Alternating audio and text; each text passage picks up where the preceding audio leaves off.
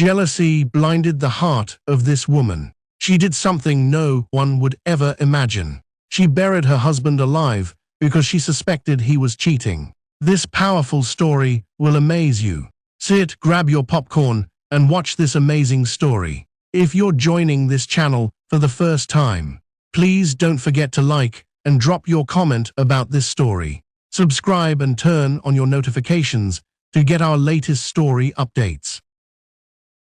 Oluchi, fair-skinned, sharp-tongued, and deeply tormented by one emotion, jealousy. Oluchi had once been known as the most beautiful bride of her compound. Slender like a river reed, with a voice like sweet Ojin music. She had danced into her husband's life with promises of joy. Her husband, Ade, a Yoruba man from Ibadan who relocated for business, was a humble, intelligent man. He adored Oluchi, gave her everything a woman could want: love, comfort, a home free of lack. But it was never enough. The village women whispered, "How can a man be this perfect? Something must be hiding," and Oluchi listened. She listened too well. At first, it was subtle, asking Ade what time he would return, requesting to know why he smiled while texting. But soon it grew darker. She would wait until he slept, then unlock his phone with his fingerprint, snooping, scrolling, screen-grabbing numbers she didn't recognize. One night, she shook him awake. "Who is Ngozi? Why is she calling you at 9:12 p.m.? Ngozi, that's the courier for my office deliveries." "Oluchi, must you always suspect me?" "Yes, because I know men, and my friends told me once a man starts locking his phone, it means there's a side chick. But I never locked it. Don't twist my words." Their marriage became a courtroom, and Ade was always on trial. Her friends, Kioma, Bucky, and Ngozika, never helped. "Men are dogs," Kioma said one afternoon, sipping Zobo beneath the mango tree. "Even if he buys you a car, he's still cheating. Just be sharp, my sister." "Exactly," Bucky added. "No man is faithful. Don't let his calm face fool you. He's just hiding it well. You think because he prays in church, he's holy," Ngozika laughed. "Even pastors cheat." Oluchi nodded, lips tight. Every word became another nail in the coffin of her peace. That night, Ade returned from work late. He looked tired, his shirt stained with sweat. He dropped a small gift bag on the table. "I saw these earrings, thought you'd like them," he said with a smile. But Oluchi didn't even touch the bag. Her eyes narrowed. "Where were you before you came back?" "Office, then I stopped by Emeka's shop to fix the car light." "Lies, you smell like perfume." "It's probably the car freshener." "Which woman are you sleeping with, Ade?" He stared at her, stunned. "This again?" "Yes," she screamed, "because I know the truth. You men think women are fools." Ade slumped into the couch, massaging his temples. "Oluchi, what happened to us?" She didn't answer. Instead, she picked up the gift bag and threw it in the bin. The next morning, Oluchi woke up before Ade. She boiled yam, made a thick egusi soup, but not out of love. Out of routine. Her eyes were bloodshot from a night of sleepless plotting. She couldn't rest until she found out the name of the woman. The one she believed had stolen Ade's heart. When Ade left for work, she followed him at a distance, using a friend's car, but he only went to his office. He spoke to men, picked a document, and returned home. Still, she wasn't convinced. "Cheating men are always careful," she muttered, "but the truth will show itself." That night, she sat in the darkness of their bedroom, staring at Ade's sleeping face. The man looked peaceful, too peaceful. That peace became her fuel. "He's at peace because he thinks I don't know." She opened his phone again. No evidence, just messages from clients, emails about a logistics deal, a scheduled meeting with someone named Tara L. Oluchi frowned, a woman's name. The next entry said, "Meeting with Tara, Thursday 2 p.m. home office." Her heart thundered. "Ah, so he even brings them to my house." She didn't sleep again. The seed of jealousy had now become a tree, one whose branches would soon choke everything she loved. The sun hung high like a witness, its heat pressing against the zinc rooftops of Umuokoro. Inside Oluchi's compound, the air was still, almost too still, like the silence that comes just before lightning strikes. Oluchi stood by the curtain, her arms folded tightly, watching the front gate like a hunter. It was 1:47 p.m.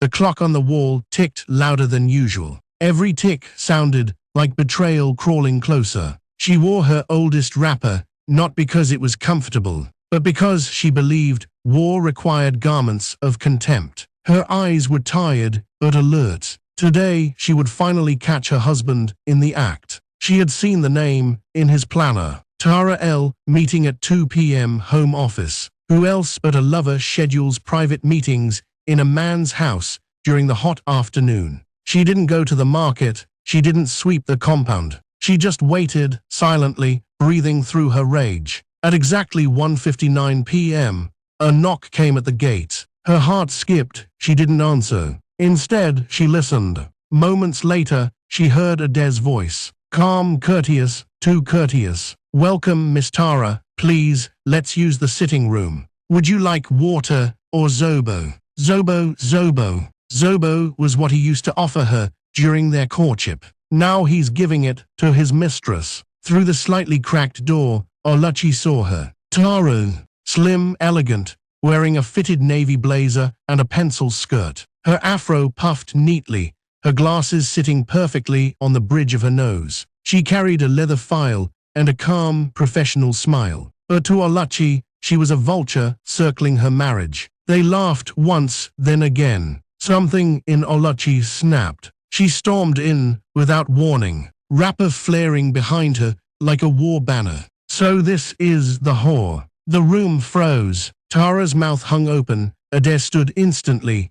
"Oluchi, please calm down." "I will not calm down. You bring your prostitute into my house and tell me to calm down." Tara took a cautious step back. "Madam, I think there's been a misunderstanding." "Shut up," Oluchi screamed. "Do you think I don't know what you are, cheap Jezebel?" Ade moved toward her. "Oluchi, she's not who you think. She's a business partner. From Abuja, she's investing." Oluchi's hands trembled with fury. "Liar, you think I didn't see your stupid planner? You think I didn't see how you were smiling like a boy in love?" Ade tried to hold her, to restrain her from moving further, but she shoved him away. "I warned you, Ade. I warned you that if you ever brought a woman into my home, you would regret it." In one swift movement, Oluchi grabbed the glass bottle of schnapps they kept by the cabinet for visitors and slammed it on the floor. It shattered into jagged pieces. Tara screamed. Ade stepped back. "Oluchi, please, think about what you're doing." But Oluchi wasn't thinking. Her jealousy had reached its boiling point. With blind rage, she picked up one large, glinting shard and lunged forward. UCHE, no. But it was too late. The glass tore through Ade's chest, just beneath his collarbone, deep. The sound of his pain was instant, a gasping cry that echoed off the walls. He stumbled backward, eyes wide, hands clutching the bleeding wound. Then he slumped. Blood spread across his white shirt like spilled wine on a wedding gown. Tara screamed again, frozen in horror. "Help," she cried. "Somebody help." But Oluchi stood there, the bloody glass still in her hand, shaking like a leaf in a storm. Ade wasn't moving. He wasn't talking. Only then did it hit her. "What have I done?" Tara ran out of the house, across the street, disappearing into the neighborhood. Whether to call for help or escape the madness, Oluchi didn't know. She sank to her knees beside her husband, touching his chest, searching for breath, for movement, anything. "Ade, please," her voice cracked. But there was no reply. Just the silence. And blood. So much blood. Her hands flew to her head. "What have I done? What have I done?" The sun had begun to set. Oluchi sat on the cold floor beside Ade's motionless body, still stained with blood and disbelief. The broken bottle lay beside her, silent, accusing. Her wrapper was soaked in sweat and tears. Her heart pounded like a drum in a masquerade festival. She pressed her hand against Ade's chest again. It was warm, but only slightly. His eyes were closed. His lips were parted shallowly. "He's dead," she whispered, her voice hollow. "I've killed my husband." She rocked back and forth, pressing her palms to her ears, as if trying to shut out the screaming voice in her head. "You've killed him. You've killed the man who loved you." She crawled to the center rug, grabbed her phone, and dialed the only person she trusted with her madness. Amaka, her childhood friend, her loyal confidant, the one person who always said, "Do what you must, Jaya, don't let any man play you for a fool." The phone rang once, twice. "Hello," came the groggy voice. "Amaka," Oluchi whispered. I'm in trouble. I've done something terrible." "What is it?" Amaka asked, suddenly alert. I think I've killed Adair." There was silence, then a gasp. "Where are you?"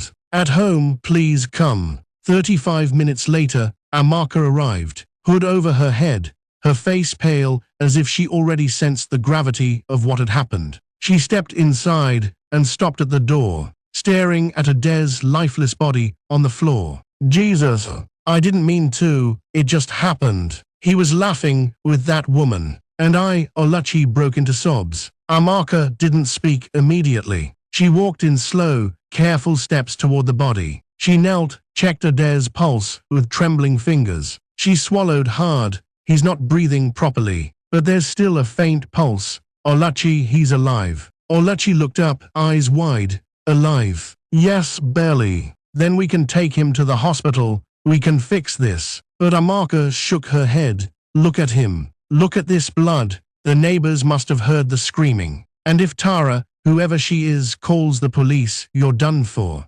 Oluchi's lips trembled. "So what do I do?" There was silence. Then Amaka said something that would change everything. "We bury him." "What?" "We bury him tonight, before anyone finds out. If he wakes up, let the gods decide. But if he dies, at least they won't find the body. You'll be safe." "Amaka, do you want to go to prison? Do you want to rot behind bars while people spit on your name? This is your only chance." Oluchi covered her face with both hands. Her brain was spinning. The air smelled like panic and blood. Minutes passed.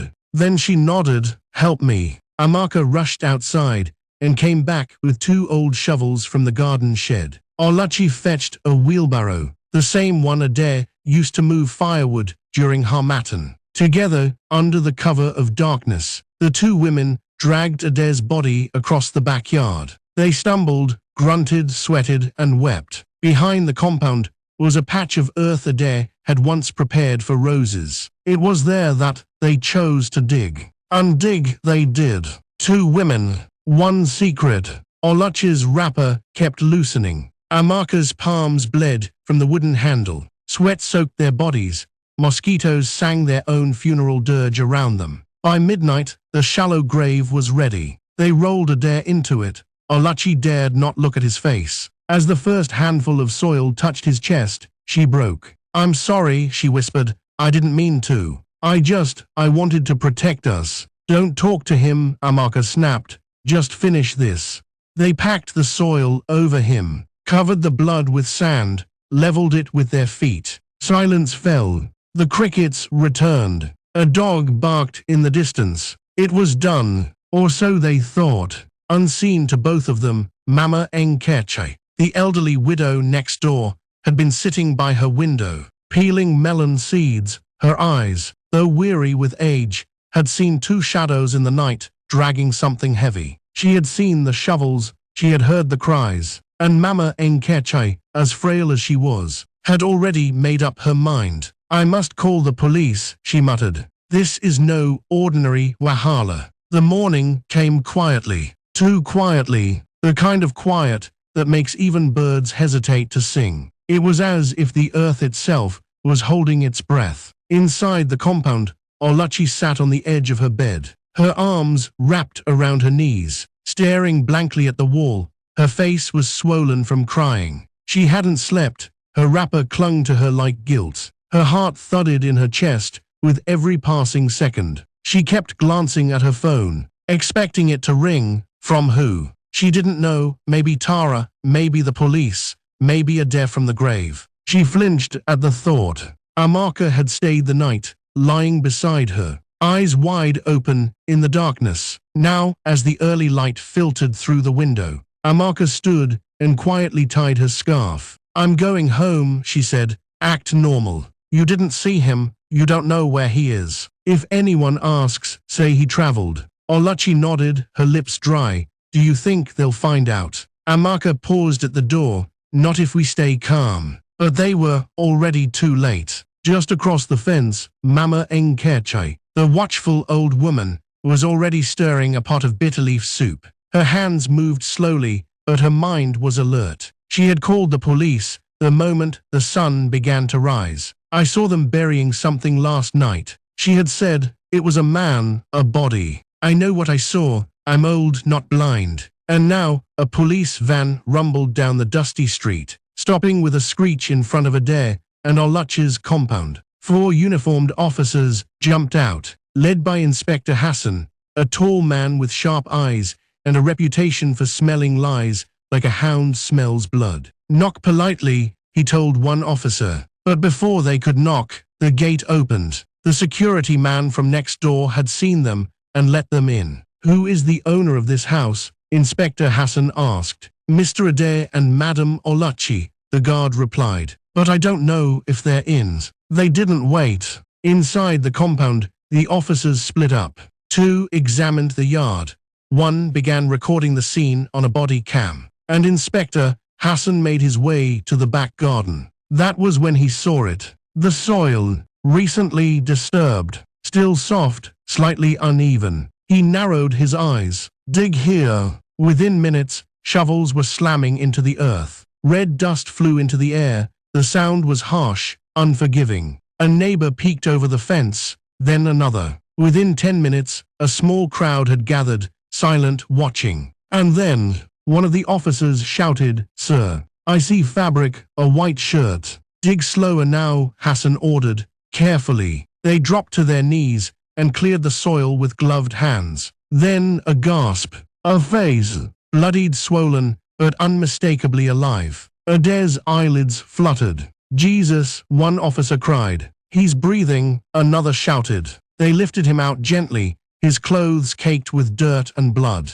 His pulse was faint, his skin cold. Call ambulance, fast. A young officer ran out of the gate, waving frantically as the ambulance, already on standby nearby, screeched into the compound. The paramedics rushed in with a stretcher. Oluchi, sitting inside, heard the commotion. Sirens shouting, footsteps. Her body turned to ice. She rushed to the window. Then she saw it. Ade, alive, being lifted out of the earth like a man raised by spirits. She stumbled back, her mouth open. It's not possible.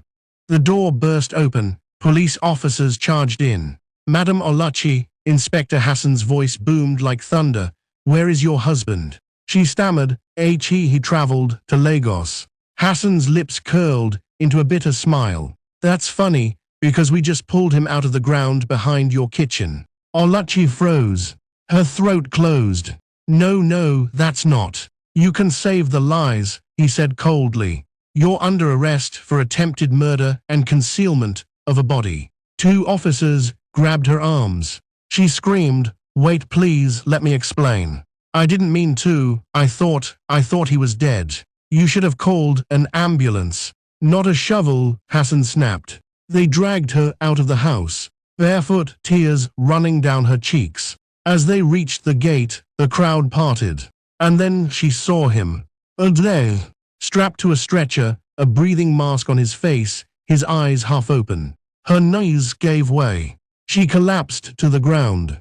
Ade, please. But he didn't speak. He didn't look at her. Only the paramedics responded, closing the ambulance doors as it sped off into the distance, carrying away the man she tried to bury, and the last chance she had at forgiveness. The prison van screeched to a halt in front of Ihiala Police Division, its tires kicking up a storm of dust and shame. Inside the van, Oluchi sat with her hands cuffed, her face pale, her wrapper soaked with sweat. Her breathing was shallow, but her mind screamed like a marketplace on fire.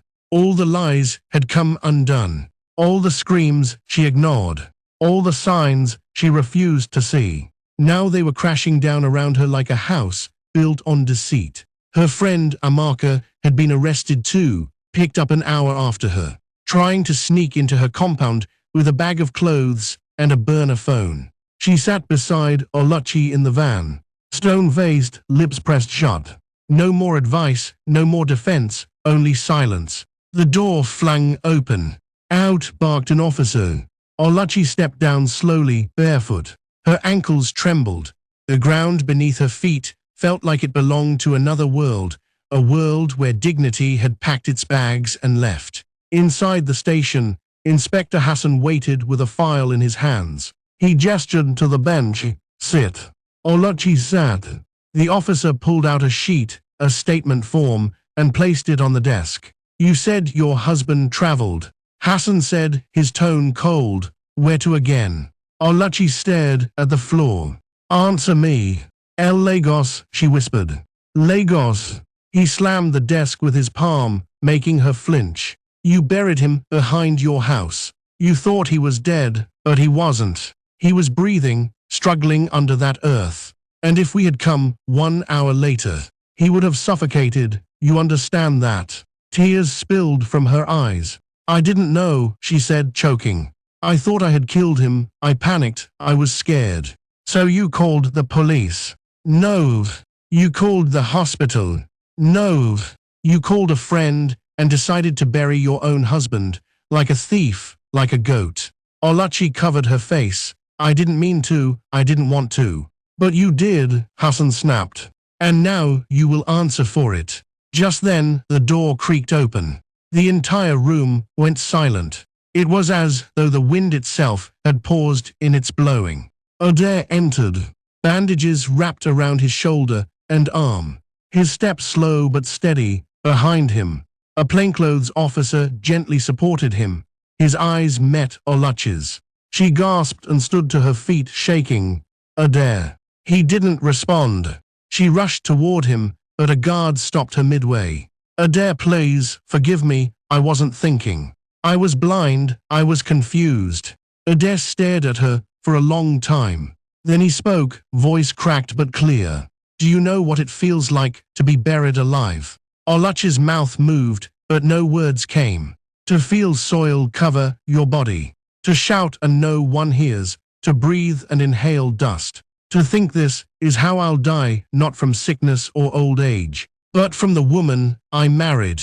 Oluchi sank to her knees. I thought you were cheating. She cried. They told me all men cheat. I didn't want to lose you. Then you should have listened to me. Adair shouted, pain rising in his voice. I gave you everything, my heart, my home, my trust, and you paid me back with suspicion and blood. Silence. Then he turned to Inspector Hassan. I want to press full charges. Oluchi screamed. No, please don't do this. We can fix this. But Adair looked away. You buried us, Oluchi, he said softly. Not just me, you buried everything we were. 2 female officers stepped in, cuffed her again. Wait, Adair, I loved you. I only wanted to protect our home. Then you should have built it with truth, not paranoia. As they dragged her out, Oluchi wailed like a widow. Neighbors had gathered outside the station. Some watched in silence, others whispered. There she is, the woman who tried to kill her husband. I heard she stabbed him with bottle.